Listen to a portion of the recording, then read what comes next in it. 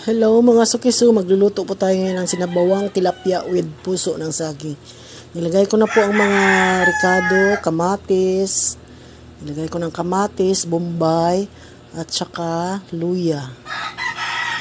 Tapos nilagyan ko na rin siya ng magic sarap. Tapos nilagyan ko ng asin. Pampalasa ng asin. Tapos bago lutuin, nilagyan ko na rin siya ng tubig. Okay, lulutuin na natin. Kumukulo na siya. Pinasos ko pa ng kaunti yung kamatis para masarap. Tapos dinagdagan ko ng tubig. Yan, kumukulo na. Saka ko nilagay yung puso ng saging. Lutuin natin mabuti yung puso ng saging, ha.